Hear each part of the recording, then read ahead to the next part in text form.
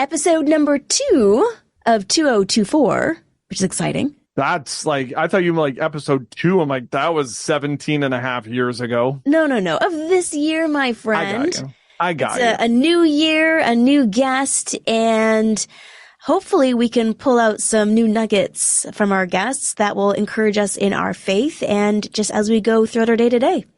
Nuggets of knowledge. Ooh, that sounds like a new segment. That's what we're gonna do. We've thrown out a lot of other ideas and they've all failed. They have. So nuggets of knowledge is the new one. And if you follow us on the socials and on our YouTube, you would see all the great nuggets of knowledge that we've had. Exactly. Or at least that we think are nuggets of knowledge. It's true. We try. Very hard. Yeah. But shall we get to it? This week's guest? Don't forget, like, subscribe, ring the bell, do all those things. And now we get to our amazing guest. The Why Me Project, an exclusive presentation of Faith Strong Today.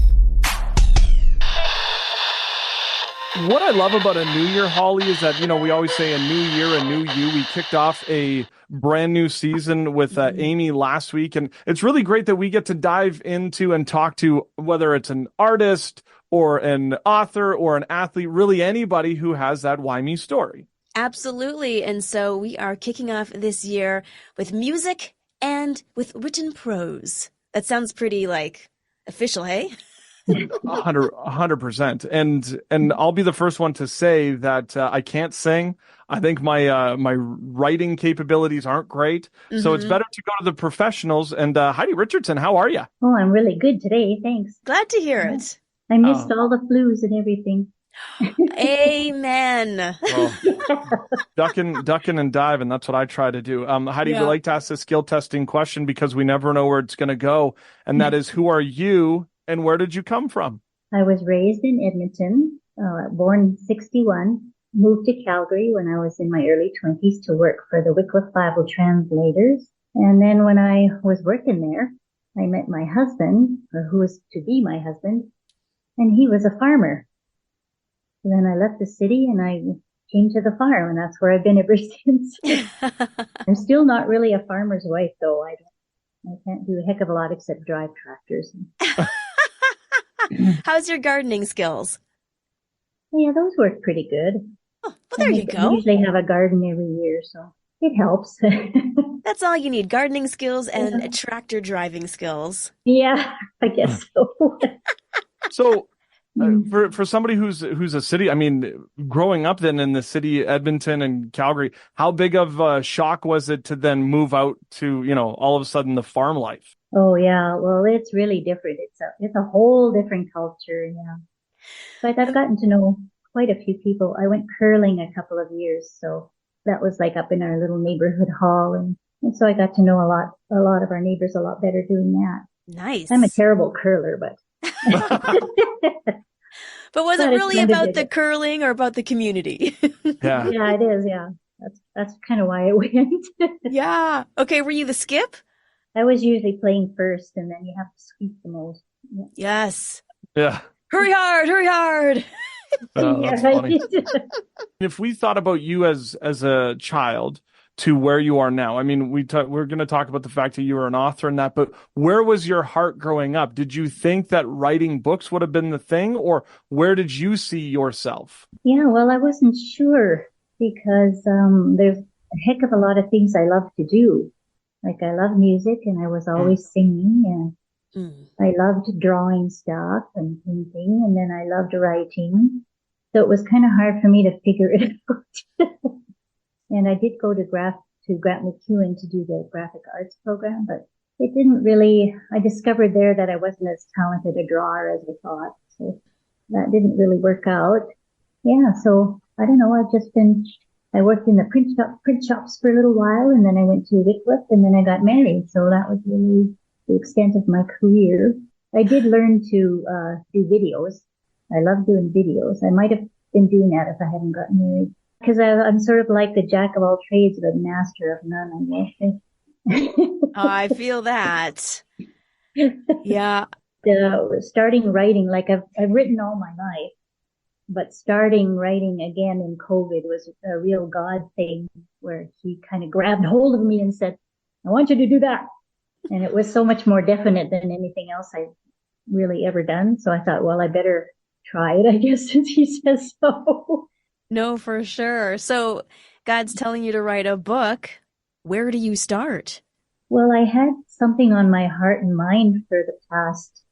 I think I got the first concept when I was like 19 or so. And I sort of typed on and off. Like back in those days, all we had was typewriters, right? So that was such a slow process. Yeah. So I kind of typed at it on and off. And then when my girls got to be teens, I decided I better settle down and write it because I had a computer by then. So I did, and I sent it out to a few publishers here and there. But back in those days, there were really hardly any Christian publishers around in Canada. Yeah.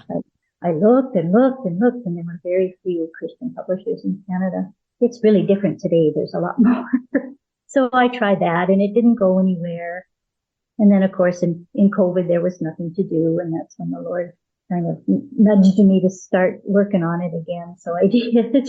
So you work with Bible translators. You were looking for Christian publishers. Was faith always was it faith always a big part of your life? Oh, yeah.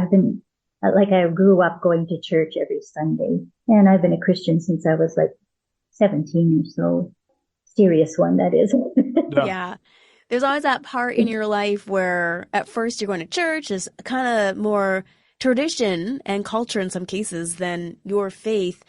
At what point, you said that kind of in your teens it got serious. What was it about Christianity and Jesus that made it more than just something that you did, but became someone who you were? There was a couple of, we had a Bible camp every summer, and it was down on Pigeon Lake. In my later teens, like 16 and 17, we had just these fabulous preachers come and talk at our camps. And I heard I heard what they were saying, and the Holy Spirit was just moving through the camp that year. And so I thought, to me, like it became more real at that camp. Like, you're right, it's kind of like a tradition, and you just do this when you're a kid. You just go because mom and dad say so. But at that camp, it just turned out to be so real to my heart. And so that's when I decided I would put it all on the line and go with him.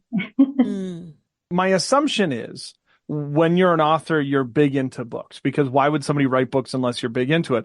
Yeah. Was fiction, nonfiction, like where was your heart before you started writing? Oh, yeah.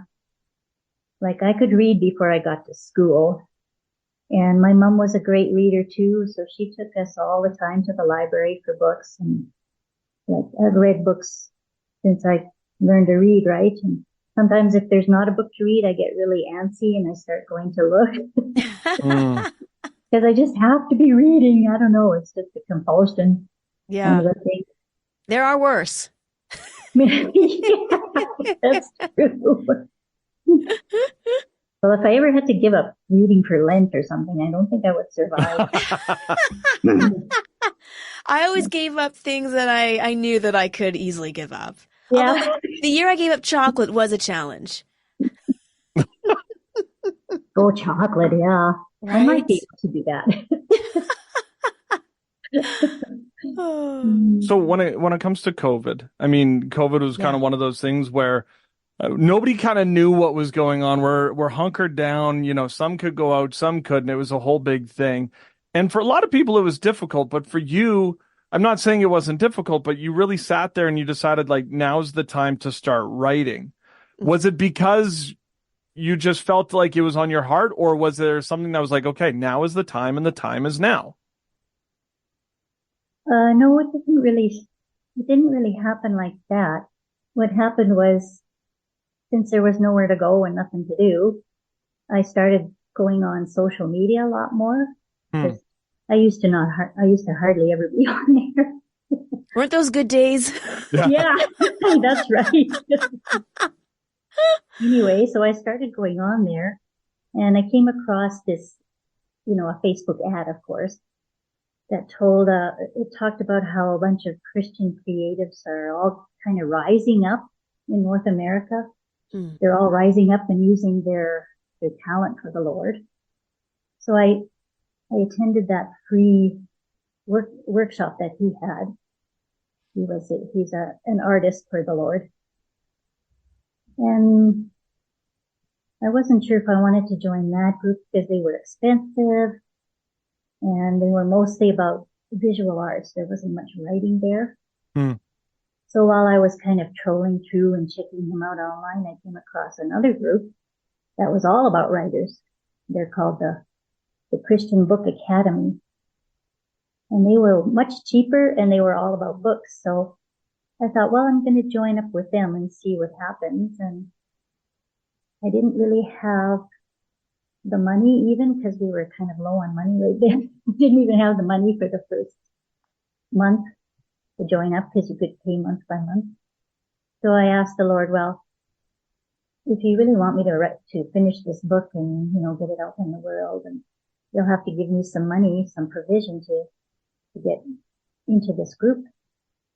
And all of a sudden, somebody bought $90 worth of my homemade cards, which I was not expecting at all because I couldn't even, afford the first $40 to get into this group. Yeah.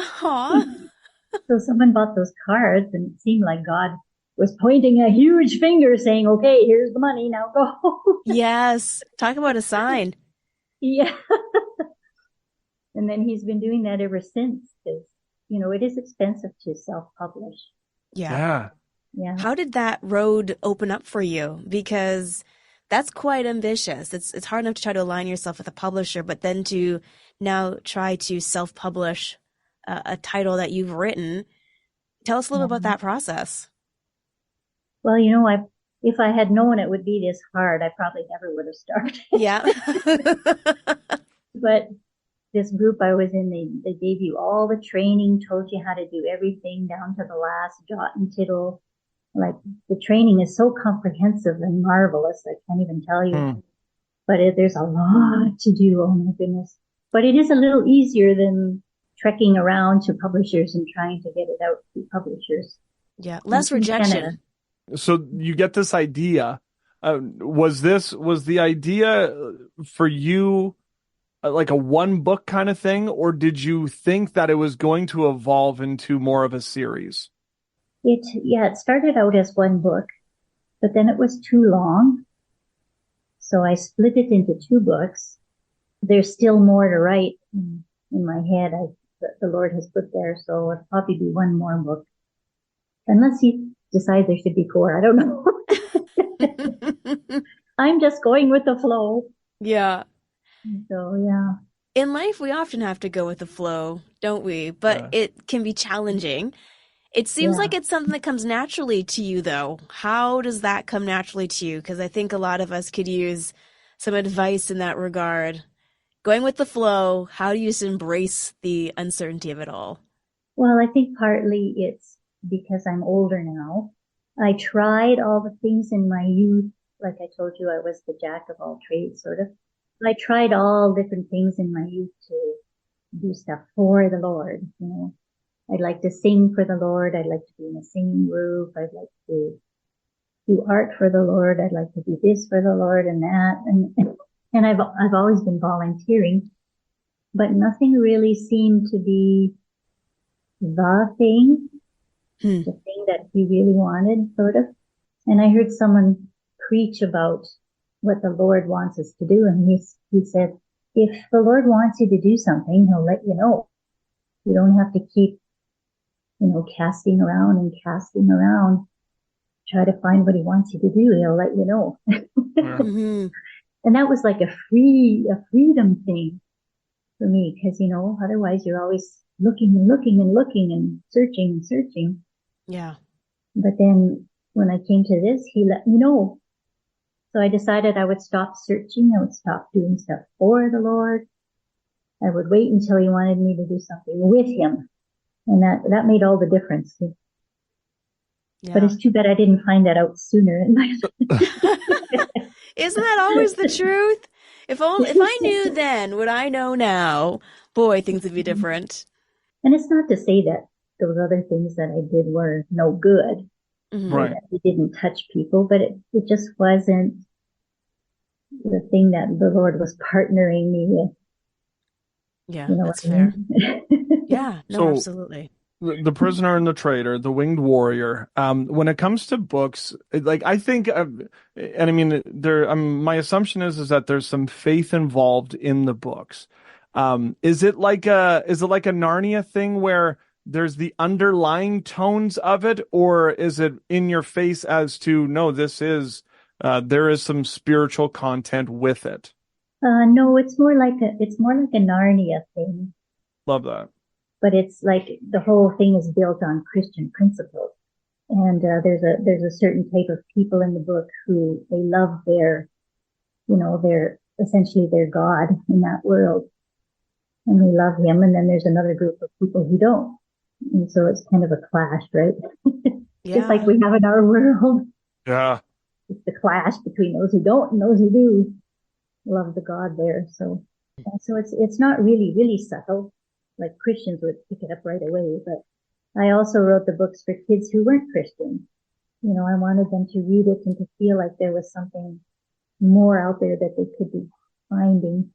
So it's subtle, not to Christians, but yes, to the world, it's probably subtle. Hmm.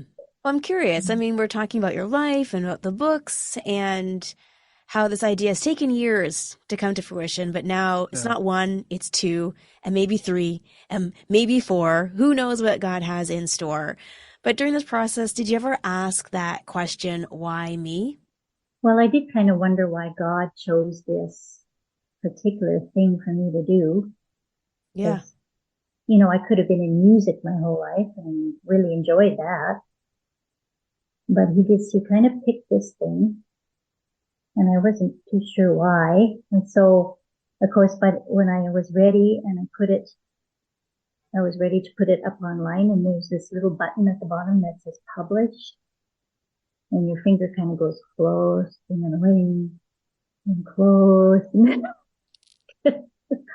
Because it's kind of like birthing a baby and you don't know how it's going to be received, right? Yeah. But finally, I hit that publish button, and then I was terrified. Yeah. I thought, oh, I'm not going to be any good. Nobody's going to want to read it. People are going to laugh about it, or I don't know what the thoughts were, but All those doubts. yeah, the doubts that creep in, yeah. Hmm. But since I've been staying the course, it's turned out to be positive things so far. Yeah. Yeah. Oh, and I have to tell you something important. In my heart, when I was first doing this, I was hoping that my daughter would make it into a graphic novel, because she was a really good comic book drawer. But she kind of got involved in doing her own things. That's kind of how your kids, roll. Because she's a self-publisher too.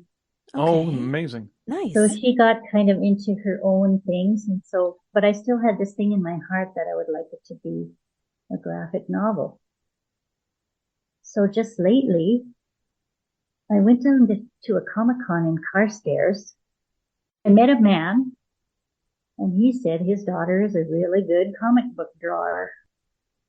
So I got hold of her, and she said she would be glad to make a graphic novel out of it. So that's another way that God led me to that Comic-Con. It was kind of like a whim, going all the way to Carstairs for Comic-Con.